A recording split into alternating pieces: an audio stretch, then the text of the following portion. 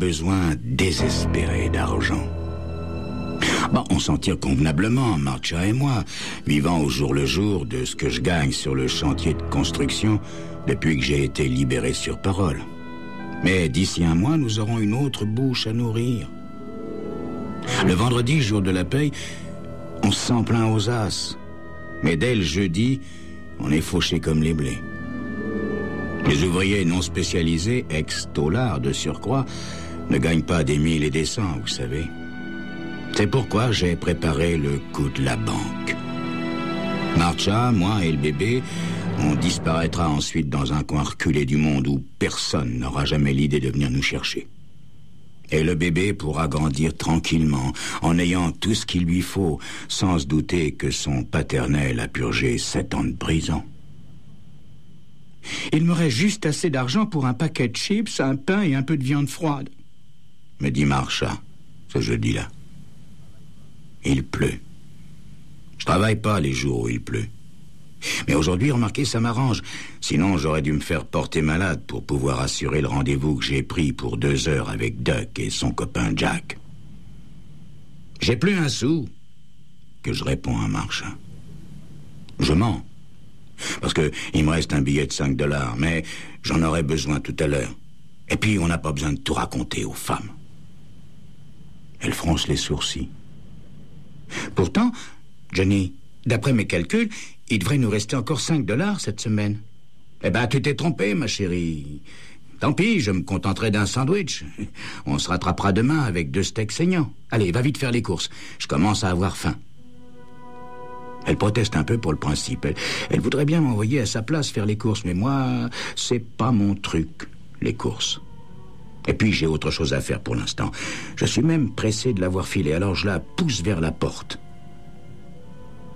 À peine 5 minutes après son départ, j'enfile mon impair et je descends à mon tour les marches à l'arrière de l'immeuble. Notre vieille bagnole tousse et crachote, mais consent à démarrer. Je la changerai bientôt pour une décapotable blanche. Le problème, bien sûr, ce sera d'expliquer à Marcia comment j'ai pu me la payer.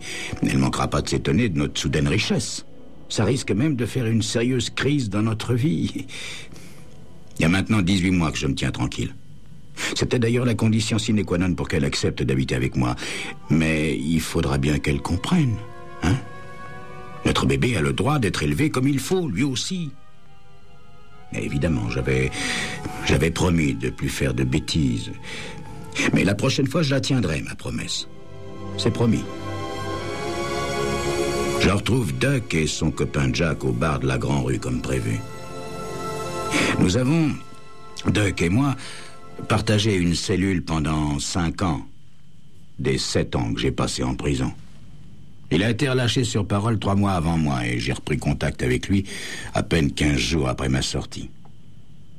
Duck vit de petits cambriolages, style station-service, magasin de spiritueux, de temps en temps un supermarché.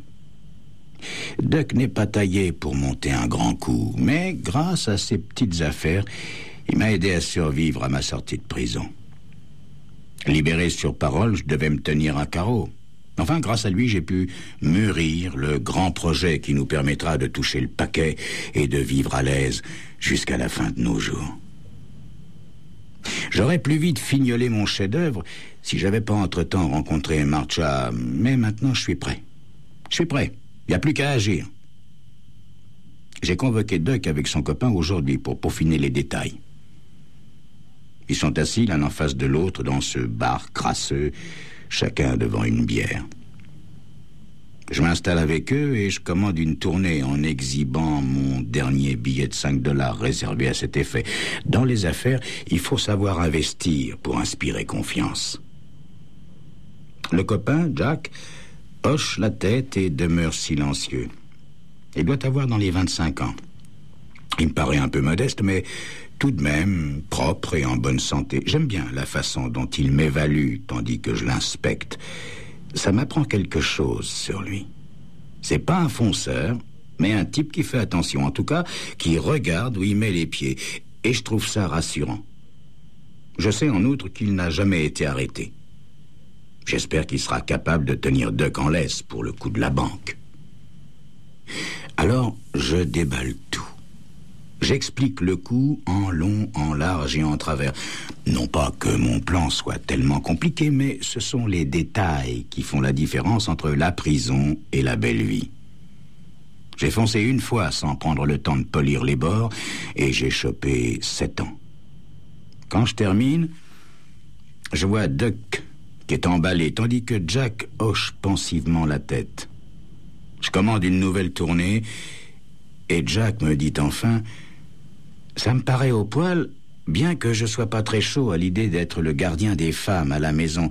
J'aimerais mieux partir avec le fric. » Nous commençons à discuter.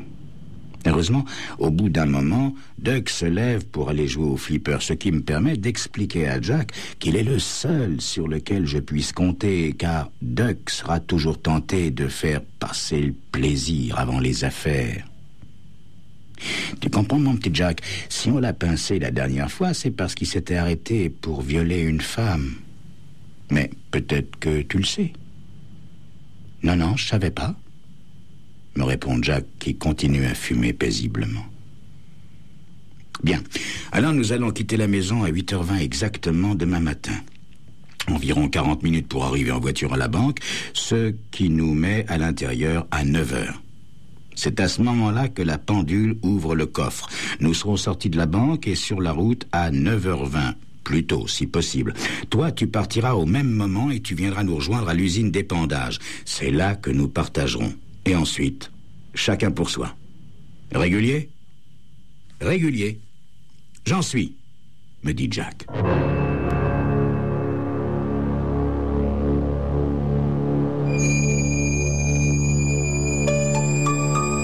Le plan de Johnny paraît bien au point, même si on n'en comprend pas encore tous les détails.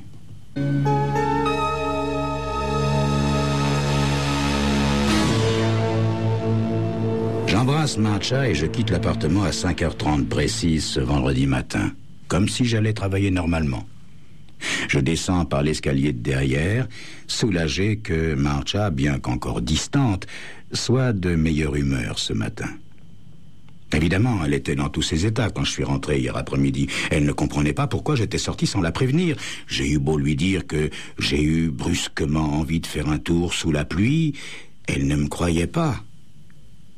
À vrai dire, si elle m'avait servi ce genre d'explication, je ne l'aurais pas cru non plus. Mais comme elle n'est pas rancunière, elle m'a déjà à moitié pardonné. Je pêche au passage le calibre 38 que je garde caché dans ma voiture depuis déjà plusieurs mois. Et après m'être garé sur le parking de la gare, je me poste sur le trottoir. À l'heure dite, Doug s'amène dans une Ford volée. Je saute à côté de lui et nous fonçons vers l'agglomération. Je vérifie d'un coup d'œil par la vitre arrière que Jack nous suit. Lui, il a volé une Dodge. Nous arrivons parfaitement dans les temps chez les Bronson. Je sonne, la bonne ouvre la porte. Elle se laisse bâillonner et ligoter sans offrir la moindre résistance. Idem pour ses patrons qui sont encore au lit. Le vieux essaie bien de se débattre, mais se calme dès qu'il sent le museau du 45 de Duck contre sa tempe. Figée, la vieille reste muette. J'ordonne au mari de s'habiller comme pour aller à la banque et je lui dis, à elle, d'enfiler sa robe de chambre. Puis tout le monde descend au salon. Il n'y a plus qu'à attendre. Jack nous prépare un bon café. Discrètement, je m'éclipse un instant pour me rendre dans le bureau d'où je téléphone sans qu'on puisse m'entendre à mon chef de chantier. « Sam, ici Johnny. J'ai la crève. Je suis complètement enroué. Je viendrai pas aujourd'hui, d'accord ? Ça n'a pas l'air d'aller, fiston. Soigne-toi pour être en forme lundi. T'inquiète pas, je mettrai ton chèque de côté. » À l'heure prévue, Duck et moi partons avec le vieux Bronson pour la banque. Nous sommes devant la porte d'entrée, juste au moment de l'ouverture. Mon 38 pointé sur la nuque du vieux, j'annonce aux employés: « Si les flics arrivent, cet homme est mort, et sa femme aussi. Un homme à nous la garde prisonnière chez elle. » Bien évidemment, personne ne bouge.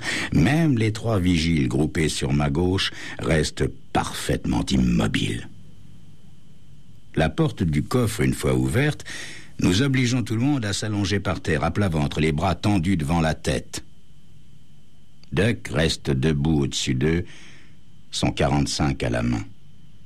À chaque fois que quelqu'un entre, il lui indique avec son arme de s'aplatir aussi. Quant à moi, j'entasse dans le sac à linge sale dont j'ai pensé à me munir tous les billets contenus dans le coffre. La petite monnaie ne m'intéresse pas. Enfin, quand je suis prêt à ressortir, je fais ma seconde annonce.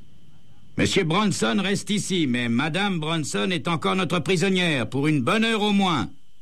Si vous souhaitez la revoir vivante, je ne vous conseille pas d'entreprendre quoi que ce soit contre nous d'ici là. Et je file avec l'argent et Duck. « On a gagné le cocotier !» hurle-t-il, tout en pilotant la Ford d'une main experte.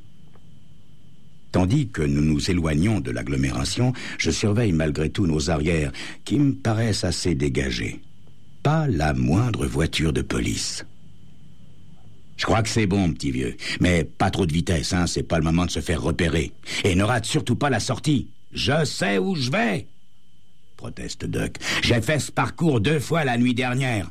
Dis, Johnny, à ton avis, combien d'argent avons-nous ramassé? 30 000 $ peut-être, ou 40 000? Ah, j'aurais cru davantage. Mais écoute, il y a peut-être plus, mais je me suis pas arrêté pour les compter. Attention, c'est bientôt la sortie. À ton avis, Johnny, combien de temps Jack mettra-t-il à nous rejoindre? Je sais pas, 10 minutes ou plus, il va pas tarder, va. Quelques instants plus tard, on est en pleine campagne. Je dis à Duck de se dépêcher. Allez, allez, si quelqu'un nous voit traîner par ici, ça peut lui sembler curieux. Il risque de se demander pourquoi nous allons vers la vieille usine. Les bâtiments désaffectés nous attendent au bout de la route goudronnée. Jadis, il y avait bien une porte en fer, mais les vandales s'en sont occupés. Duck engage la voiture à l'intérieur, arrête le moteur et descend. Nous sommes dans la pénombre. Je regarde les toiles d'araignée en reniflant l'odeur d'humidité. Un mouvement au coin de mon œil m'alerte. Duck a tiré le 45 de sa ceinture et pointe le canon vers moi. Je fais feu avec le 38 sans réfléchir. Duck pousse un hurlement et tombe en arrière, en me regardant comme s'il n'y croyait pas. Du sang s'étale sur sa poitrine. Je m'agenouille au-dessus de lui. Il est mort. Ce qui ne me trouble pas.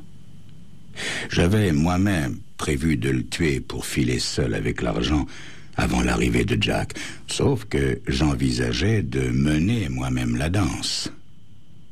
Mais qu'importe, le résultat est acquis. Soudain, j'entends la voiture sur la route. Je cours vers l'ouverture où je me plaque contre le mur de briques. La Dodge, pilotée par Jack, vient se garer derrière la Ford. Jack n'a même pas la chance de sortir de la voiture. La vitre est baissée, je pointe le 38 et je tire avant qu'il puisse crier. Mon instinct me dit de me sauver, de mettre autant de distance que possible entre moi et ces 2 cadavres. Je regarde quand même à l'intérieur de la voiture. Jack s'est écroulé sur le côté, le visage couvert de sang. J'aperçois le pistolet dans son poing crispé. Lui aussi. C'est vraiment pas une surprise. J'ouvre la portière et pousse le corps pour me glisser au volant. Je recule hors du bâtiment, puis je sors la Ford avant de rentrer à nouveau la Dodge et de jeter les clés dans les herbes. Avec mon mouchoir, je frotte tous les endroits où je peux avoir laissé mes empreintes. Enfin, je monte dans la Dodge et je m'en vais. Mais je ne respire pas à fond avant d'être loin, très loin, sur l'autoroute. De retour en ville, je trouve une place pour me garer dans la 3e rue au nord du dépôt des autobus. Je reste assis, recroquevillé à l'avant de la Ford, pour l'essuyer aussi bien que possible, sans attirer l'attention. Cette fois, je ne suis pas absolument certain d'avoir essuyé toutes mes empreintes, mais je ne peux pas rester dans la voiture plus longtemps. Je sors avec le linge sale, rempli de billets, et m'éloigne de la Ford d'un pas vif, pour rejoindre ma propre voiture. Pendant un long moment, je roule sans but, essayant de mettre au point la suite des opérations. Je suis maintenant un meurtrier. Même si je n'ai pas la sensation d'avoir tué quelqu'un. Le pistolet, naturellement, peut faire le lien entre moi et les deux cadavres, surtout si on le trouve en ma possession. Il faut donc que je m'en débarrasse. Soudain, l'idée jaillit. Au chantier, on est en train de construire une tour, 57 étages de bureaux en verre et en ciment. Moi, je fais partie de l'équipe des cimentiers. Il me suffira donc de couler discrètement le 38 dans ce qui deviendra le mur de l'immeuble. Je mets aussitôt mon plan à exécution en allant rejoindre les copains. Le chef m'accueille à bras ouverts, ravi que je me sente mieux. J'enterre le revolver dans du ciment frais pendant que les autres font la pause.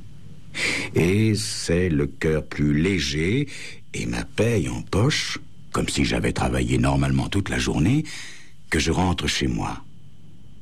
Marcia, à présent, est d'excellente humeur, sans doute parce que j'ai pensé, sur le chemin de la maison, à m'arrêter pour acheter 2 énormes steaks. Elle ne me reproche même pas d'avoir oublié le pain. En réalité, je l'ai fait exprès, parce que, pendant qu'elle va le chercher, je descends rapidement prendre le sac à linge sale que j'avais laissé dans la voiture, et je planque le magot dans le sac à poussière de notre vieil aspirateur cassé. Paisiblement installé dans notre unique fauteuil, je sirote notre dernière canette de bière quand Marcia revient. « Oh, que j'aime les vendredis !» s'exclame-t-elle, avec un rire léger, en découvrant ma paye sur la table. « Le meilleur jour de la semaine, pas vrai, poupée ?» Brusquement, j'ai une envie folle de tout lui raconter.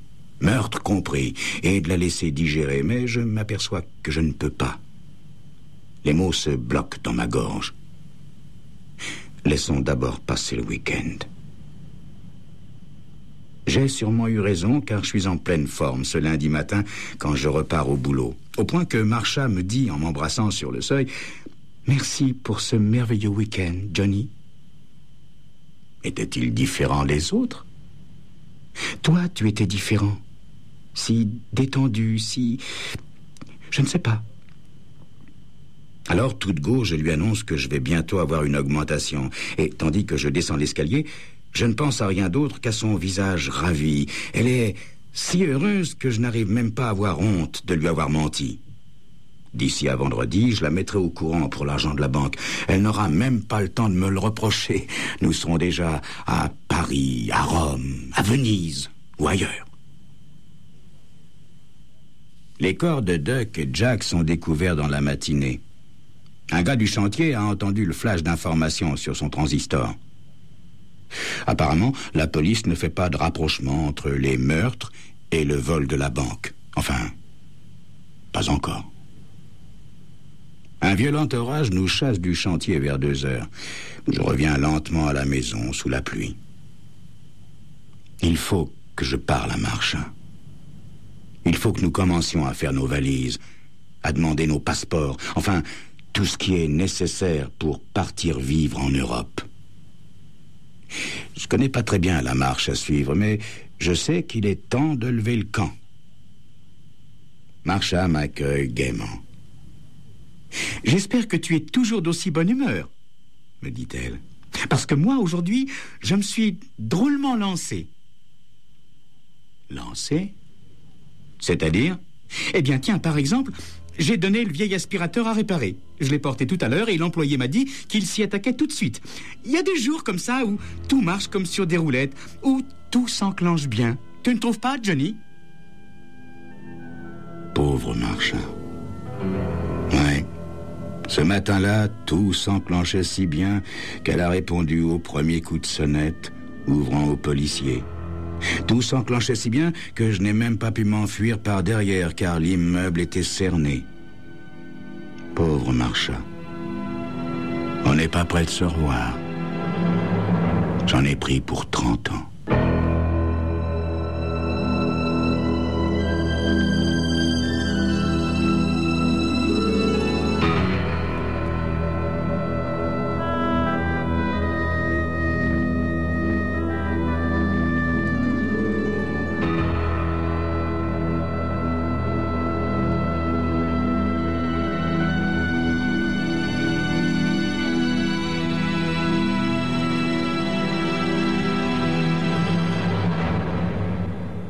Dans la grande station-service sur l'autoroute principale, les nuits se suivent, longues, froides. Je suis pompiste de nuit. Je travaille d'arrache-pied et je suis un garçon plutôt serviable. Enfin, c'est du moins ce que pense de moi mon patron, le vieux Dubrovski. Le vieux Dubrovski ressemblait à tous les patrons que j'avais eus jusqu'ici. C'était pas trop désagréable de travailler pour lui si on était un peu futé. Voyez ? Un après-midi, il nous remit les enveloppes qui contenaient nos primes. Oui, mais il lui arrivait de nous donner un petit bonus de temps en temps, 3-4 fois par an. Cette fameuse après-midi, les employés se plaignirent de l'insuffisance flagrante du contenu de leur enveloppe. Même Dubrovski avait l'air gêné. Il donnait l'impression de vouloir s'excuser. C'était si drôle que j'ai failli leur éclater de rire au nez. Quelquefois, il m'invitait aussi à dîner avec les autres gars de la station-service. Alors il nous déballait son histoire de grande et heureuse famille, avec une fâcheuse tendance à nous filer de grandes claques dans le dos, en appelant tout le monde fiston. Il allait même jusqu'à nous faire miroiter des participations aux bénéfices, profitant sournoisement de la naïveté ambiante. Je le regardais faire son numéro. À l'écouter, on l'aurait cru sincère. Mais moi, j'étais pas dupe. La station-service se trouve à environ un demi-mille sur l'autoroute principale. Suffisamment proche pour bénéficier d'une partie de la clientèle locale et suffisamment éloigné pour attirer les voyageurs de commerce et les touristes.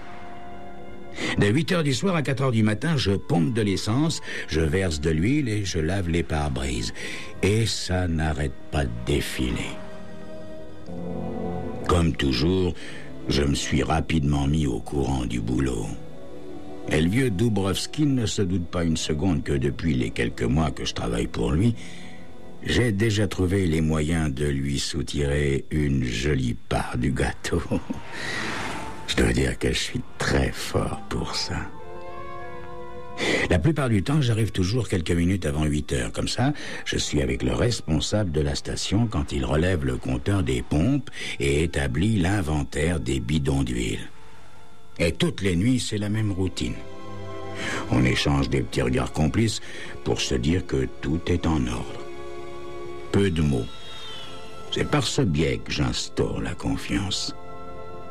Ensuite, j'attends qu'il prélève toute la recette, excepté la monnaie et les 10 billets de $1 qui servent de fond de caisse à l'ouverture. Puis, le responsable met le tout dans une enveloppe qu'il glisse dans le coffre du vieux Dubrovski au travers d'une fente. Lorsque l'argent disparaît dans la fente, alors je prends mon service officiellement. Pourtant, quelquefois, un des gars reste plus tard pour bricoler sur sa voiture ou me tenir compagnie. Et c'est là que tout devient beaucoup plus délicat. Mais en général, ils ne traînent pas trop longtemps, comme si le fait de rester seul avec moi les mettait en danger de mort. Enfin, quand il n'y a plus personne, que la station est sous mon unique protection, je vais dans l'atelier, je me munis d'un tournevis long et mince et j'entreprends mon véritable plan d'attaque.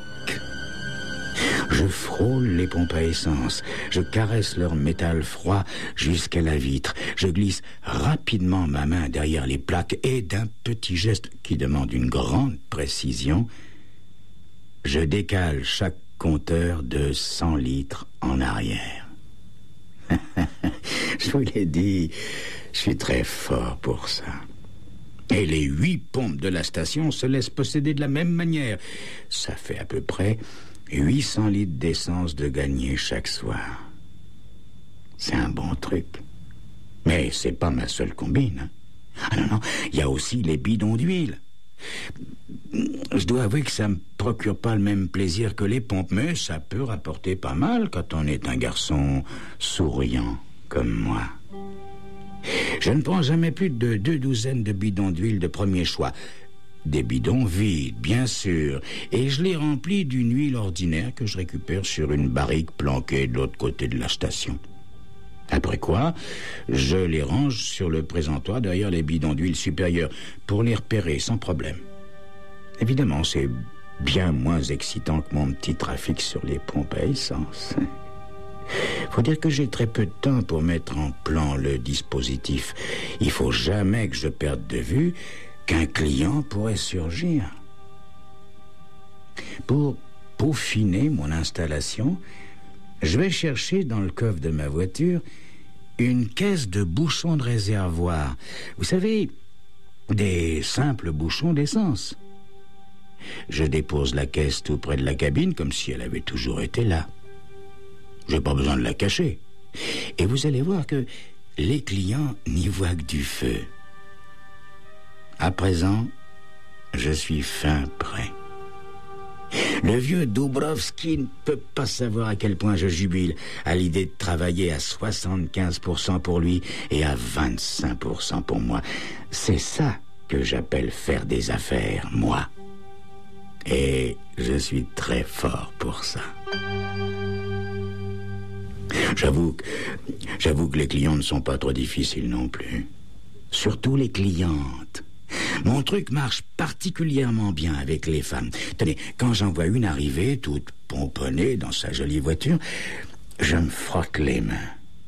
Je sais qu'elles adorent qu'on s'occupe d'elles, alors je ne manque jamais de leur faire le pare-brise. Pendant que je m'applique à la tâche, elles restent le cul bien au chaud dans leur bagnole à se refaire une beauté.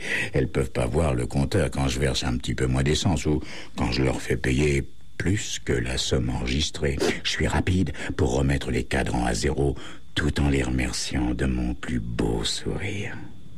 Et presque tous les jours, il y a bien une vingtaine de bonnes femmes qui roulent pour moi et qui me permettent d'arrondir mes fins de mois.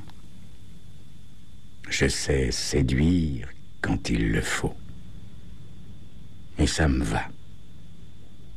Bien sûr, ça peut pas continuer comme ça indéfiniment. Il y a énormément de pertes dans l'essence, c'est évident. Mais là, je prends des risques. Tôt ou tard, soit le vieux Dubrovski, soit le responsable du secteur vont bien finir par se rendre compte qu'ils se font avoir. J'ai toujours eu un sixième sens pour ce genre d'histoire. Quand, pour la première fois, je les ai vus sonder les réservoirs avec une longue jauge graduée avant qu'on vienne nous livrer, j'ai décampé en ville en 4e vitesse. Mais, tant que ça dure, je ramasse gros. Tout est si bien organisé. Pendant que je lave la piste à grande eau et que je fais place nette, j'ai un petit peu de temps pour estimer combien j'ai gagné sur le dos du vieux Dubrovski et des paumés qui viennent toutes les nuits et qui repartent blousés. Aussi souvent que je le peux, je leur fourgue à bon prix l'huile de second choix. J'ai une astuce qui consiste à garder un doigt sur la jauge de manière à ce qu'elle ne puisse s'enfoncer jusqu'au bout. Je peux ainsi leur faire croire qu'il manque un peu d'huile dans leur moteur. Ensuite, si je ne suis pas surveillé de trop près, je mets au point mon regard le plus sincère et j'arrive même à leur vendre un bidon vide. Mon flair ne me trompe jamais. D'habitude, je réserve cette combine aux clients qui se précipitent aux toilettes aussitôt leur voiture arrêtée. Pourtant, ce qui m'amuse le plus, c'est de me faire un peu de fric grâce aux bouchons de réservoir. Bon, il n'y a pas tellement d'argent à en tirer vu de l'extérieur, mais sur le nombre... Et comme ils se font tous savoir, les ploucs comme les types bien, je m'en sors. Il n'y a pas de petits bénéfices, n'est-ce pas? Et je suis très fort pour ça.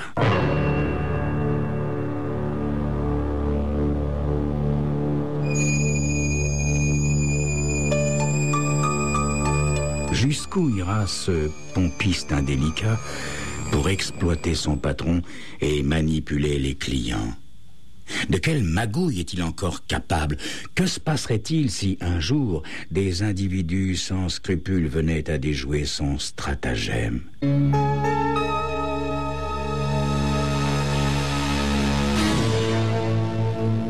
Lorsqu'une de ces voitures de luxe immatriculées dans un autre état se range le long des pompes à essence, j'examine furtivement la tête du conducteur. En 2 temps, 3 mouvements, je repère son genre, s'il est seul, et puis ses chaussures. Ah oui, j'ai oublié de vous dire, j'ai une sale manie. Je regarde les godasses. Important, les godasses, parce qu'il y a des clients qui nous la jouent grande frime avec leurs belles bagnoles. Mais quand tu vois les godasses, t'as tout compris. J'ai mis longtemps, moi, à saisir ce détail, mais maintenant, je passe direct de la tête aux pieds. Celui-là, il a du fric, c'est sûr. Celui-là, il en a pas. Avec tous ces indices, ma tête gamberge vite. Je glisse alors le bouchon de son réservoir dans une poche de ma salopette. Au travers de la vitre arrière, je fixe attentivement sa nuque qui n'a pas bougé. Je m'avance vers lui d'un pas assuré et je lui joue le premier acte de ma petite comédie que j'improvise suivant le type. « Dites-moi, monsieur, vous avez remarqué que votre consommation d'essence est anormale ?»« Comment ça ?» répond-il toujours. Vous est-il déjà arrivé, jeune homme, de rencontrer quelqu'un de satisfait de sa consommation d'essence? Mais en y réfléchissant, maintenant que vous me le dites, j'ai bien l'impression que vous avez raison. Hein? Exactement ce que j'avais prévu. Et avec la même assurance, je dis... Eh ben, monsieur, à la dernière station où vous êtes arrêté, ils ont probablement oublié de remettre votre bouchon. C'est pas étonnant que vous ayez perdu de l'essence. Tiens, je parierais que vous en avez bien perdu 5 ou 6 litres sur 20 ou 30 000. Vous avez même dû en gaspiller pas mal chaque fois que vous accélériez. Il réfléchit et d'un air inquiet me demande « Pourriez-vous me vendre un autre bouchon, jeune homme ?»« Ah, je suis désolé, monsieur. On n'en a plus en stock ici. Mais, attendez, je pourrais peut-être vous en céder un d'occasion. » Je me dirige alors d'un pas rapide vers la caisse où se trouvent mes bouchons. Je fouille jusqu'à ce que j'en trouve un qui convienne et je le visse à fond après avoir fait le plein. Qu'ils aient un vieux taco ou une bagnole de luxe, ils mordent tous à l'hameçon. La plupart du temps, d'ailleurs, on me donne non seulement $2 pour le bouchon, mais aussi un pourboire généreux en plus. Dès que la voiture est hors de vue, je sors le bouchon de ma poche et je le mets de côté dans la caisse avec les autres. Il me servira sûrement un jour pour un autre pigeon. Mon travail se passe toujours comme ça. Je pompe de l'essence, je verse de l'huile, je nettoie les pare-brises et je vends des bouchons. Le vieux Dubrovski me voit parfois m'affairer bien plus que les autres employés. Pourquoi pas, hein? Ça m'est égal de travailler dur. La nuit, je suis seul maître à bord. C'est comme si j'étais mon propre patron dans ma propre station. Au petit matin, vers les 2 ou 3 heures, quand il y a moins à faire, je m'active encore plus pour parfaire mon petit dispositif.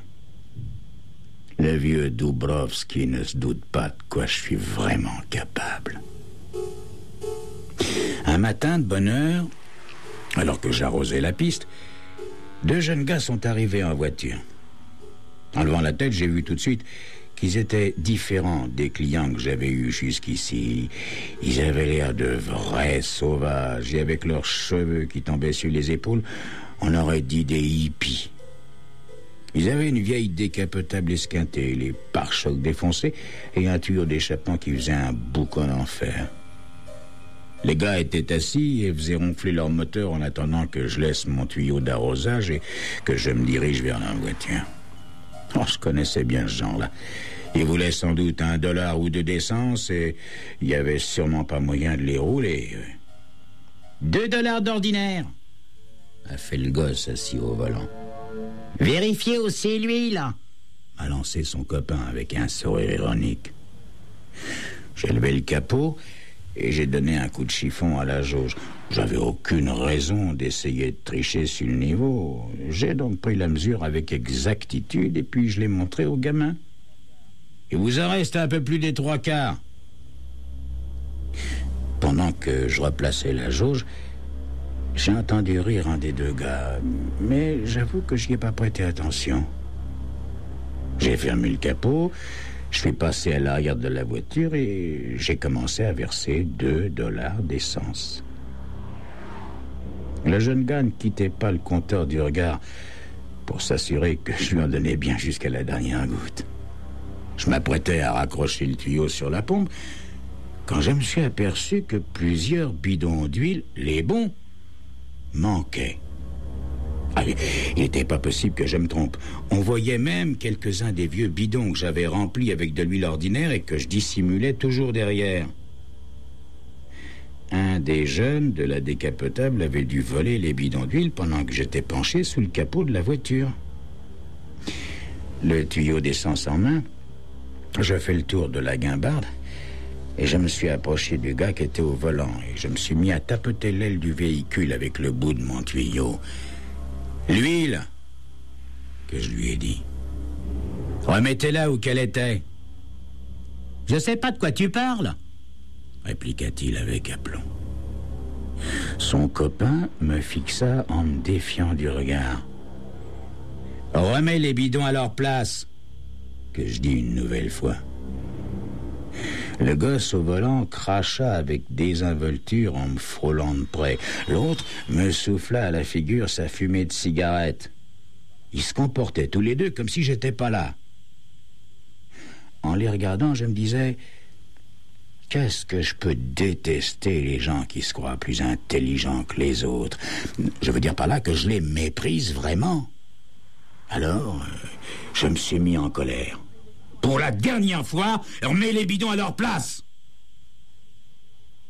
Les deux gus m'ont dévisagé et celui qui était au volant a dit à son copain: « Viens, allons-y, on va y filer une bonne correction à ce mec qui se permet des allusions déplaisantes. » Au moment où ils allaient ouvrir les portes de la voiture, de ma main droite, j'ai pointé le tuyau d'essence sur le siège avant et j'ai appuyé sur le piston. Aussitôt, un liquide orange a jailli, aspergeant les deux gosses. Celui de droite a poussé un hurlement de surprise et sa cigarette est tombée de sa bouche ouverte, provoquant une gerbe d'étincelles. Et la voiture s'est enflammée instantanément. Je m'en suis tiré de justesse avec les sourcils brûlés. Et les deux gosses, ils sont morts là où ils étaient assis, avec 8 bidons de la meilleure huile planqués sous leur siège. Et puis, il y a eu l'inévitable ballet des sirènes et des gyrophares, des uniformes de la police et des blouses blanches des ambulanciers. Les photographes se sont bousculés pour prendre des photos sur tous les angles possibles et imaginables, pendant qu'on glissait les deux corps carbonisés dans des sacs plastiques. J'ai raconté aux policiers comment c'était arrivé. Les gosses avaient volé de l'huile et s'étaient foutus de moi. Ils m'avaient rendu tellement furieux quand je leur avais demandé de me rendre les bidons volés que je les avais inondés en pressant par inadvertance sur le pistolet du tuyau d'essence. Bien sûr, c'était un terrible et regrettable accident, qu'une cigarette les ait transformés en véritables torches vivantes. Personne ne douta de ma version. Les flics me dirent que j'aurais probablement à me présenter au commissariat. Et ils me laissèrent tranquille. Le vieux Dubrovski arriva à la station à ce moment-là, et je lui racontai ce qui s'était produit. « Ah, s'il y a une chose que je hais foncièrement, monsieur Dubrovski, c'est bien le vol et les voleurs. Moi aussi, mon garçon. Pendant que tu répondais aux questions des policiers, j'ai trouvé que tu m'as volé dans ton tiroir. » Et je me souvins tout d'un coup que j'avais pas eu le temps de faire disparaître le petit magot que j'avais ramassé la nuit dernière. Je levai les yeux sur le vieux Dubrovski et, pour la première fois depuis que je travaillais à la station, il avait pas l'air ridicule. Je lui vis donner de l'élan à son gros poing et puis, pouf, j'ai plus rien vu du tout.